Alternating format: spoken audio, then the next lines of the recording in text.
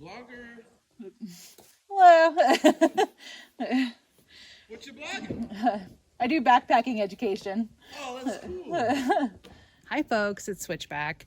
This video is all about what to do if you see a snake or if you are bitten by one, and how to avoid all of the above. First of all, I will not be showing any snakes in this video, so you don't have to worry about that if that's something that's a big fear of yours. Next, most snakes are not a threat, even if it feels like they are, and it can be hard to distinguish from one that is not dangerous and one that is, and I'm not even going to try to pretend to start trying to educate on that right here. Believe me when I say that that is not my area of expertise. Where I am here, rattlesnakes are the biggest risk, and they're not aggressive. They don't want to bite people. That's something that they do defensively. I happen to be in California. It's a state of 30 million people, and out of 30 million, there are 300 reported snake bites every year. In the United States, 7,000 to 8,000 snake bites are reported each year, and only 5 of them are reported to be fatal, and usually because of lack of medical care. This is according to the CDC. In North America, there are various rattlesnakes, copperheads, cottonmouths or water moccasins. There's the eastern coral snake and the yellow-bellied sea snake. Not all bites inject venom, but you can get tetanus from a snake bite. 25 to 50% of bites are dry.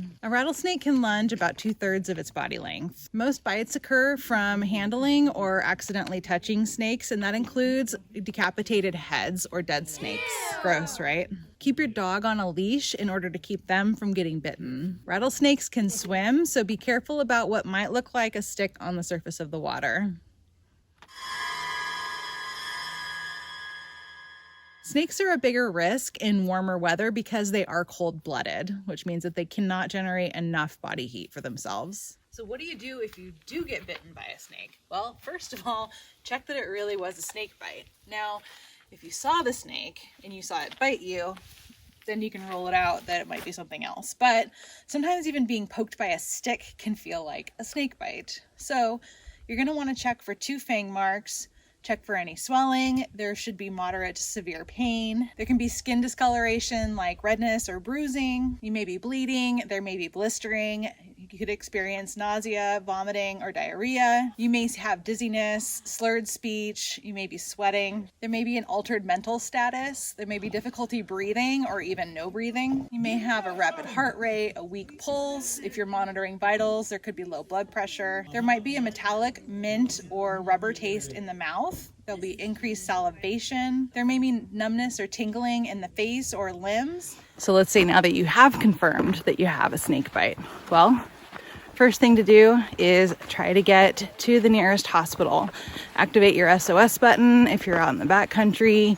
Don't try to run. If you're out on a trail somewhere and you have cell reception, you can call 911. If any network gets cell reception where you are, 911 will work. Try to have someone who is not the person who is bitten go for help. Reduce any movement of the area of the body with the bite. Some people like to use a splint, but be very careful about swelling. Relax to slow the heart rate and try to keep the bite below the level of the heart. Don't try to catch the snake, but do try to note any markings, the size, location, etc., and try to take a picture if it's at all safe. Remove any watches, bands, or rings that might restrict any swelling. Clean the wound with soap and water. If possible, mark the leading edge with a pen, which means drawing a circle around the perimeter of the swelling, and note the time. Cover the area with a clean, dry dressing and seek immediate medical attention.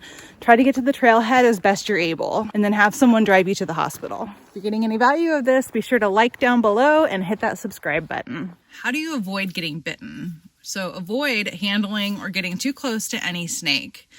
Try to keep your campsite crumb clean because rodents are attracted to those crumbs, and of course snakes are attracted to said rodents. A campfire may help keep a snake away because they don't like the smoke. Snakes tend to be most active in the mornings and the evenings. Snakes will seek the sun on cooler parts of the day and then the shade when it is hot. Avoid bushes, tall grasses, heavy underbrush, and loose rocks. Step on, not over, large rocks and logs, and watch where you place your hands. Wear long pants and sturdy shoes. Avoid sandals when you're in tall grasses and such. Some people like to wear snake gaiters, although that might be unnecessary for most people. And it won't completely prevent getting bitten. You can use your trekking pole to push aside brush or leaves on the trail. Don't do it to push aside a snake.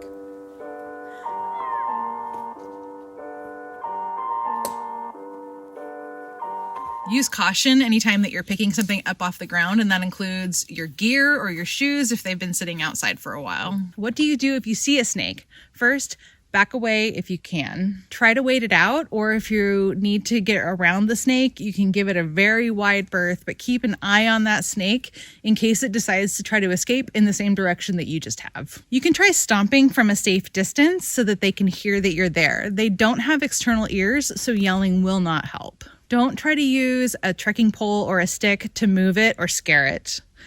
Double check your campsite before you go to bed at night because they might be seeking the heat. Again, a dead snake is still a risk because it still has reflexes and venom that still pose a risk. If you've gotten any value out of this, like down below, subscribe, and I will look forward to seeing you next time. Thank you so much for watching. Bye.